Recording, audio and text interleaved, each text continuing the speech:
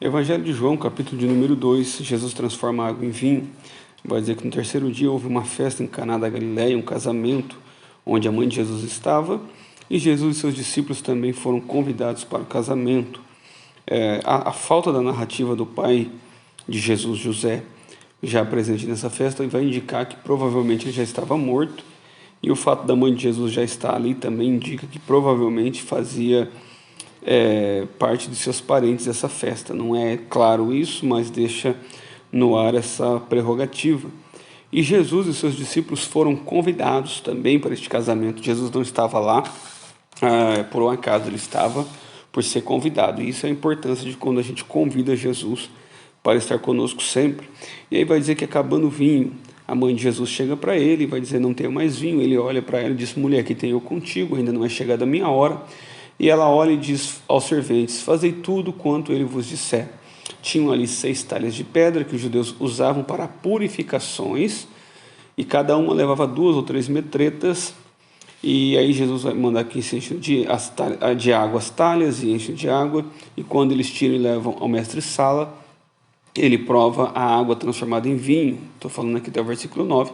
E não sabendo de onde vinham, mas sabiam os serventes, ele chama o noivo e diz: todo homem coloca primeiro o vinho bom, e quando já beberam fartamente coloca o inferior, mas tu guardaste até agora o vinho bom. Isso é interessante porque, vamos lá, primeiro que a resposta que Jesus dá a Maria, né? Maria chega para Jesus e diz: não tem mais vinho. Note-se que ela não manda, ela não ordena nada, ela simplesmente comunica a Jesus um fato que estava presente, e a gente precisa comunicar tudo a Jesus. E aí Jesus responde para ela dizendo: mulher, o que tenho eu contigo? Ainda não é chegada a minha hora. E às vezes essa resposta parece bruta, mas não. A maneira como Jesus se achega a ela: mulher, o que tenho contigo, é uma forma respeitosa. Mulher aqui poderia ser traduzido por dama ou senhora. Ele estava dizendo: minha senhora. O que tenho eu contigo? Jesus não estava sendo grosseiro, mas estava sendo respeitoso com sua mãe. E até o versículo 5, o fato dela virar para os serventes e falar: fazei tudo o que ele vos disser, vai deixar bem claro que ela não compreende isso de uma maneira ruim, mas que ela sabe que alguma coisa será feita por ele. E essas 6 metretas, 6 talhas que estavam ali, na verdade, né, que cabiam 2 ou 3 metretas cada um, vamos aqui rapidamente falar sobre isso, estavam ali para as purificações dos judeus. Os judeus tinham um rito de purificação muito grande. Alguns judeus lavavam as mãos antes das refeições, durante as refeições e depois das refeições. Alguns judeus acreditavam que não se podia se assentar à mesa sem lavar os pés, lavar o rosto, lavar as mãos. Era meio que um semi-banho em público, né? Fazia parte do ritual de purificação dos judeus, e essa água estava ali para esse propósito. Cada metreta tem em média de 32 litros de água, então tudo indica que tinha em torno, no total, de uns 600 litros de água que Jesus transforma de forma milagrosa em vinho. E não era um vinho simples, não era um vinho qualquer, mas um vinho superior a tudo que tinha na festa. Isso é bom a gente colocar em pauta 2 questões. A primeira é que Jesus estava num casamento. Então isso vai tirar um pouco o misticismo de que estar com Jesus a gente perde as alegrias da vida, né? O que na verdade perde a alegria da vida é o religioso. Mas quem compreende Jesus além da religião entende que faz parte dos prazeres da vida humana compartilhar momentos de alegria com aqueles a quem nós amamos. E aí Jesus vai transformar essa água em vinho, e João vai dizer no versículo 11 que esse é o primeiro dos seus sinais miraculosos. Jesus realiza em Caná da Galileia e assim revelou a sua glória, e os seus discípulos creram nele. Alguns pontos aqui são cruciais. Primeiro, no Evangelho de João, milagres não são chamados de milagres, mas de sinais. Ele apresenta 7 sinais ao todo no Evangelho de João. E sinal, normalmente, sinais apontam para algo ou alguém. No caso aqui, os sinais estavam apontando para a divindade de Jesus, para quem de fato era ele. Afinal de contas, como já disse no capítulo anterior do capítulo 1, no capítulo 1, o prólogo joanino vai apresentar Jesus como Deus eterno, né? Aquele que no princípio era o Verbo estava com Deus, e o Verbo era Deus, e ele estava no princípio com Deus. Então o que João faz no decorrer da narrativa dos capítulos de João é mostrar que de fato Jesus era Deus encarnado, porque transformar água em vinho não é um processo que pode ser feito de forma humana, haja visto que há uma química muito grande e um tempo muito grande demorado para que esse processo seja realizado, mas Jesus é Senhor do tempo, e tudo que Jesus faz, ele faz esse sinal para apontar para a sua divindade, e tudo que ele faz com um propósito. Aqui vai dizer no versículo 11 que ele assim revelou a sua glória e os seus discípulos creram nele. Eles estavam seguindo a Jesus, mas talvez aqui pela narrativa bíblica ainda não tinham a fé exata em quem ele era. Eles compreendiam ele com a grandeza de mestre, mas alguns ainda não compreendiam ele como Messias, e aqui vai dizer que eles creram nele. E depois disso ele desce para Cafarnaum com sua mãe, seus irmãos e seus discípulos, e ficaram ali não muitos dias. E aí, então vamos para a segunda parte desse texto, do versículo 13 até o versículo 21, para ser mais exato, a purificação do templo, um tema bastante polêmico, um tema bastante interessante, que vai falando que chegando próximo à Páscoa dos judeus, Jesus sobe para Jerusalém.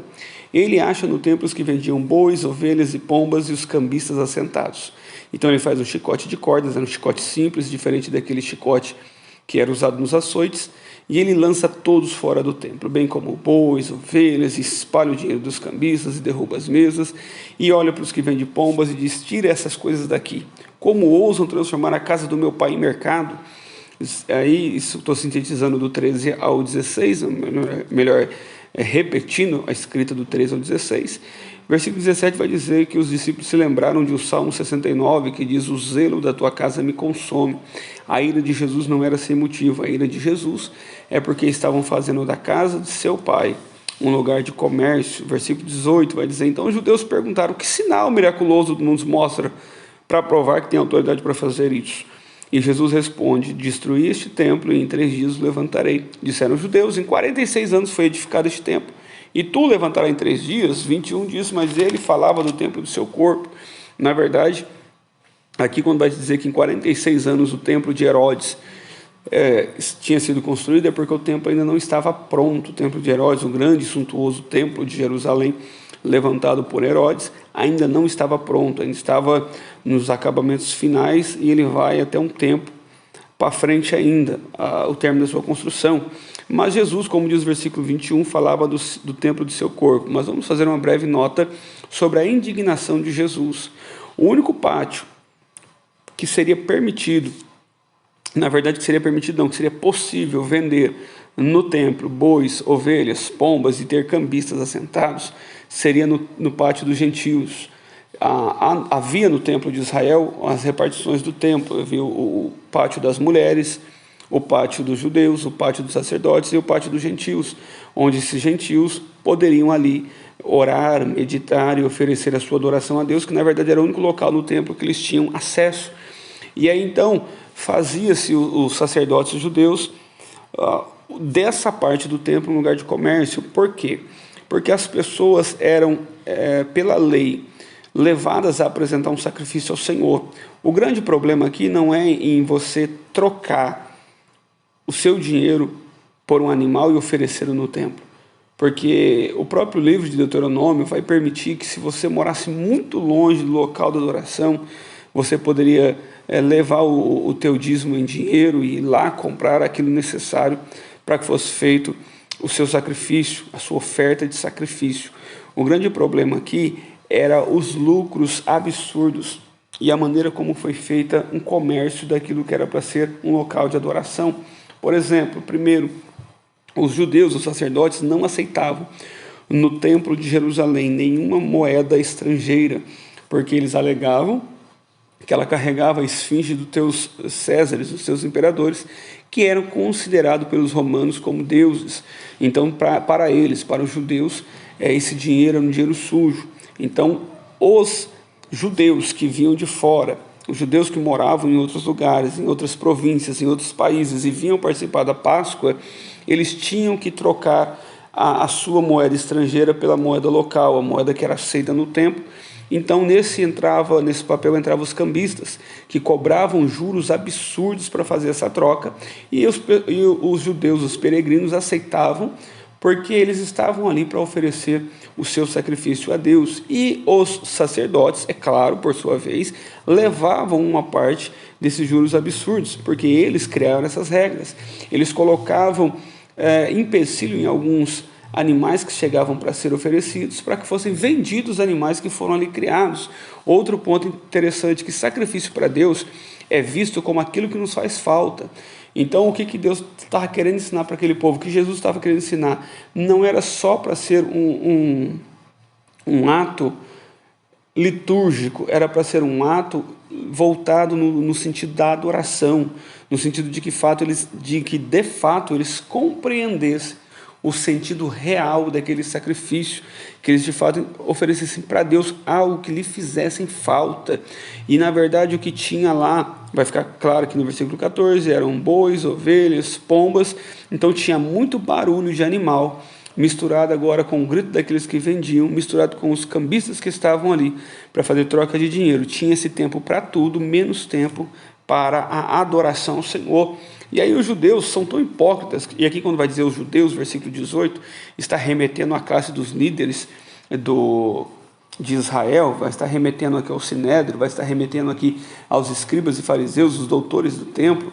Esses eram os judeus que perguntavam para Jesus: que sinal miraculoso nos mostra para provar que tem autoridade para fazer isso? Ora, a própria lei condenava essas ações deles, e eles não estavam mais atentos para a lei, estavam atentos para aquilo que eles colocaram como lei, sobrepujando assim a lei de Deus e fazendo da maneira que eles achavam melhor, da maneira que eles achassem certo, mas dessa maneira que eles achavam melhor e certo, era a maneira que eles pudessem tirar lucro sobre isso. E aí então Jesus vai falar, destruir este templo, em 3 dias o levantarei. E aí eles vão alegar falando sobre o templo de Herodes, e Jesus está falando sobre o seu próprio corpo, o que vai ficar bem claro no versículo 22, que diz que quando Jesus ressurge dentre os mortos, os discípulos se lembram então do que ele disse, então creram nas Escrituras e na palavra que Jesus tinha dito. Estando ele em Jerusalém, versículo 23, durante a festa da Páscoa, muitos viram os sinais miraculosos que ele fazia e creram no seu nome.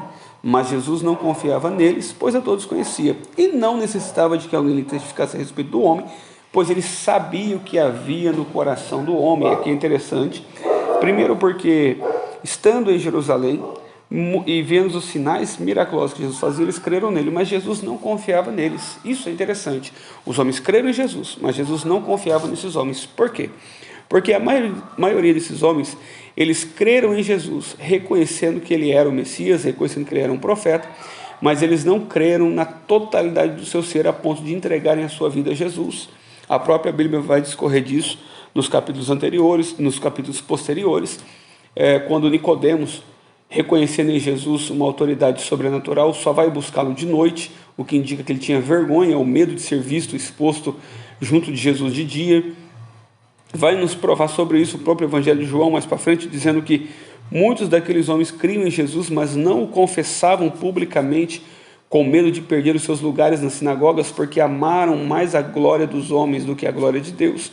Então Jesus conhece quem de fato crê nele ao ponto de se entregar para ele e o confessar publicamente, e ele sabe aqueles que creem nele, no sentido de saber quem ele é, mas não estão dispostos a abandonar os prazeres do mundo, a abandonar os desejos do mundo para viver uma vida plena na presença dele. E o versículo 25 vai dizer: e ele não necessitava de que alguém lhe testificasse a respeito do homem, porque ele sabia o que havia no homem. Jesus está aqui mais uma vez mostrando a sua onisciência, o seu conhecimento prévio do coração humano, porque o Velho Testamento vai deixar bem claro que somente Deus sonda o coração do homem, somente Deus é capaz de saber o que passa no coração do homem. E aqui a Bíblia vem revelando que Jesus é de fato esse Deus encarnado, quando ele diz que não precisa que ninguém lhe testifique a respeito do homem, porque ele sabe o que havia dentro do coração do homem, mostrando aqui mais uma vez a sua onisciência, provando aqui nas entrelinhas do Evangelho de João que Jesus de fato é Deus.